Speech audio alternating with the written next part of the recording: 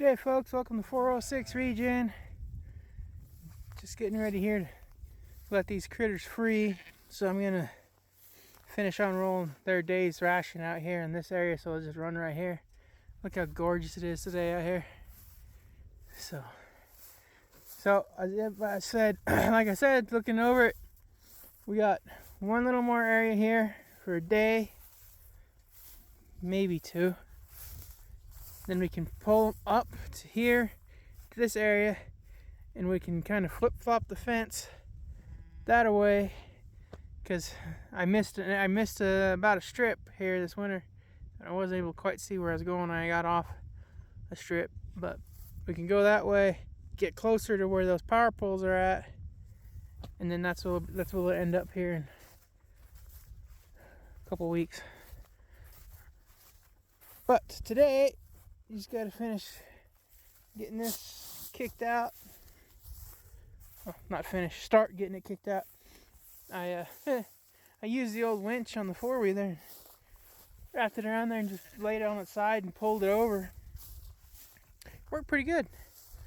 Now obviously, I'm not expecting the four-wheeler to be able to move, a full 1,600 and some pound bale like that, just dragging it.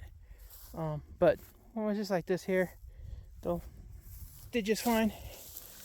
The only reason I'm spreading it out here is so when I turn them out, they have a spot to run to that's green.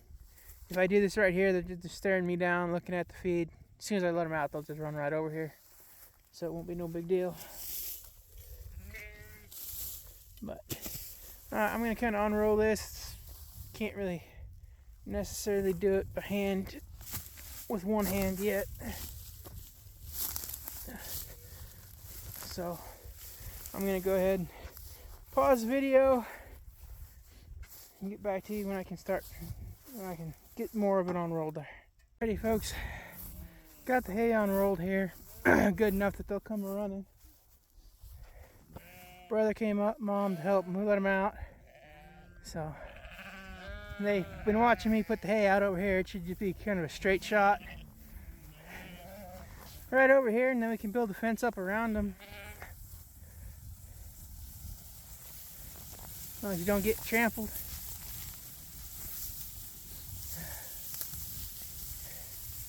Now, let's say we just put the fence up around them. This is working here when it's wintertime like this and there's no green grass. Have to be building the fence up around them before we move them here. In the summertime when there's all the green grass out. Hi, buddy. So, I got the one dog tied up because she was a bad girl here a couple moves ago. When I let them both out, they tend to run, and they just tend to run back down to the house. Which isn't a big deal in the wintertime, except now they got chickens and stuff running free around the house. And she actually got a hold of one, like she's in stuff right now, last time. So, can't have that. And my fault. She got out. She ran down. They don't listen the best. They're independent. It's kind of what they are. But you put the one, put them one with one. They're fine. So, all right, we're gonna start taking this fence down, flipping it around them. Oh, got one idiot in the bunch. Looks like she'll find her way across. All right, everybody. Got the fence up and around. Brother's putting in the little step ins. Goodness, windy country. We have to have those in. I don't know. I think I'm gonna try Premier One fencing next. I know that they're just standard stake where the King Cove ones were double. But at the same time, I have to put in the O'Brien's anyway. It might just be easier to do the Premier One. As you can tell, got the dog kennel up. Swing over here, get the minerals and the water barrels, get everything put into the pen. The pole's nice. I gotta do some repairs on it. The sheep have definitely tore it up a little bit on all their rubbing, but it's doing its job.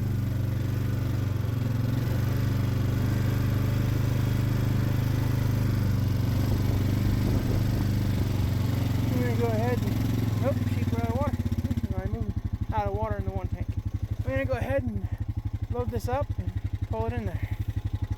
Alrighty folks, there we go. Got the dog kennel in place, got the water dishes in place, got to fill them up yet. Always check the feed. I think they're probably, should be around half.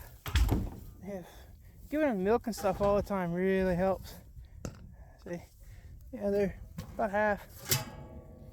Just awesome. And the dog food costs 60 bucks a bag. Anything you can do to help spread it out. So we got a whole bunch of sheep that just want to eat the hay, and the old black belly's just out there doing her own thing. I wonder what she's eating that she thinks she needs that's over there. But see, they're all happy.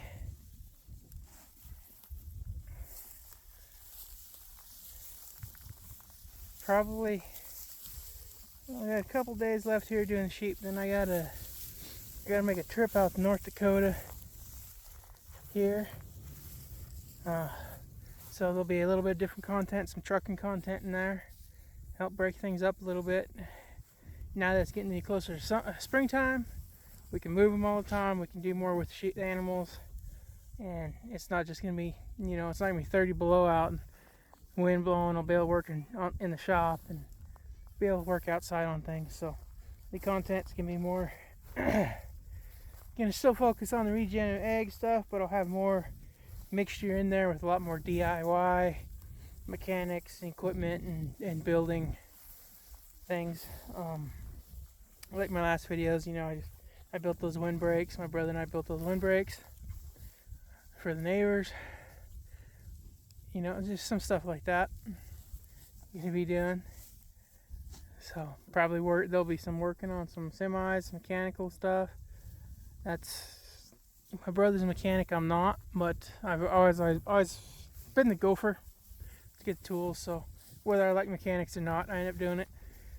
Which is, if you're doing a homestead or a regenerative ranch, and it goes back to that counting the cost always in management. You might not like doing something. That doesn't mean that you're not put in a position where you have to do it. And it's never hurt anybody to learn something they don't like to do.